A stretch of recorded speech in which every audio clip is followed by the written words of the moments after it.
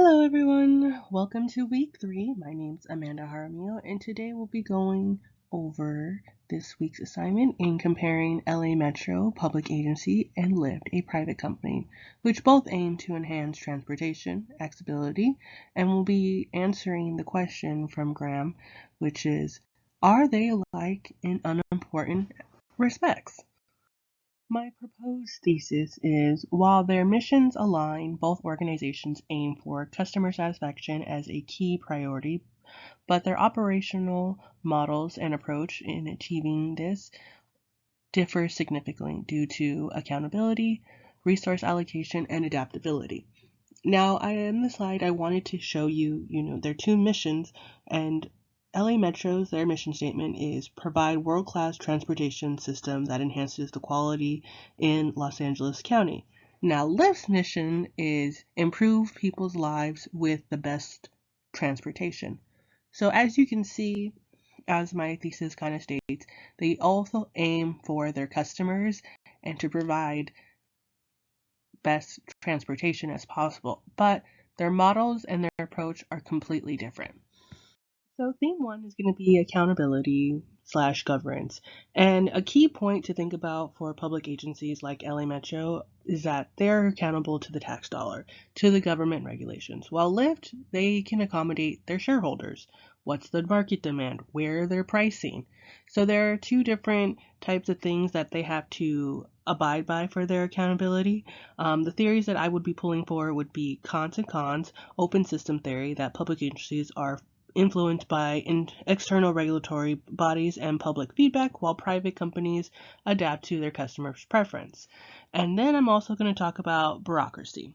Public agencies prioritize long-term accountability and oversight, whereas private focus more on the immediate satisfaction and the immediate success of the market's success and the market's failures. And so some highlight point is that accountability is very distinct in how they shape both their entities and define. Of course, their success is measured by how well they run their operations and what governs them.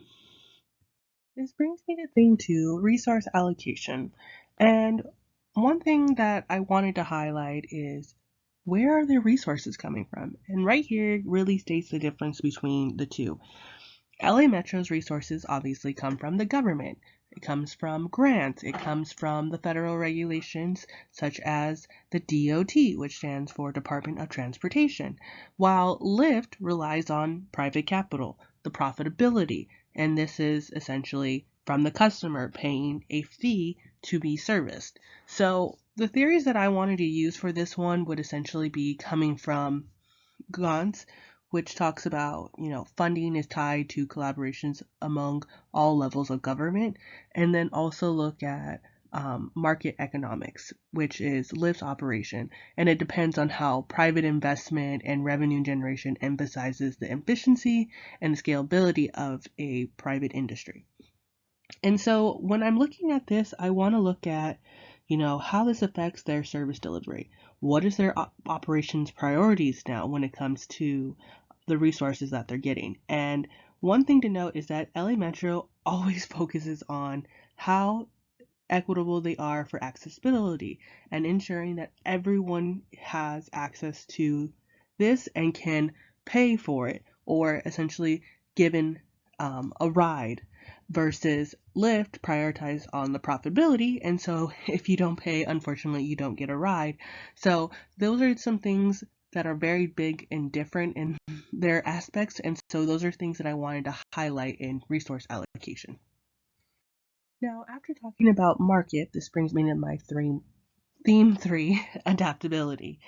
And when it comes to adaptability, it comes to market trends and how an organization is able to adapt to these market trends. And so a key point is to look at Lyft and essentially that they are in the private sector, which allows them to have rapid innovation, rapid response to market trends, while LA Metro has a little bit some constraints, especially when it comes to bureaucracy processes. And I think one thing we all can look at is COVID and how that affect transportation because LA Metro had to quickly had to adapt to something that takes a lot of constraint in their riderships, and a lot of ridership fell down lower because they were having to ensure that they're abiding by the LA County regulations for that. Versus Lyft, it was kind of up to the driver in whether or not they wanted to wear a mask or put themselves into a bubble in their car to provide this ridership. And so when you look at those things and how quickly they are able to adapt is very big. And so one thing I wanted to look at for the theories is Kant's and cons in open systems theory, and kind of talks more about how private companies like Lyft can respond so much quickly in environmental change like COVID, whereas public agency have to navigate, deal with more risk management and complex stakeholder interest when it comes to these things, because again, it comes back to bureaucracy. And so, of course, this is one thing that I'm going to come back to when it comes to, Max Weber and looking at red tape, because we want to talk about how public agencies often experience slower adaptation, and sometimes when it comes to the regulatory compliance, they end up having some difficulties when it comes to funding, and then also, being able to give that service to their customers because they're dealing with the market. And so this highlights how easy that a private company can adapt and be efficient and give these personalized services, whereas LA Metro has to prioritize their systematic structure, their long-term infrastructure, making these small, tiny, inconsequential improvements to ensure their production for operational needs.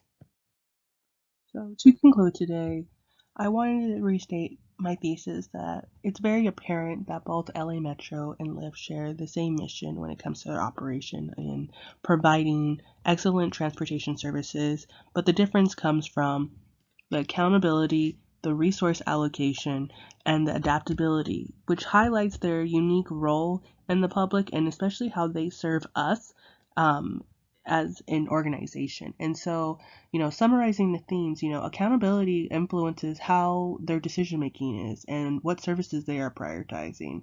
And then the resource allocation reflects on the contrast between the two and how they obtain their capital and how that influences their operational function. And the same when it comes to adaptability.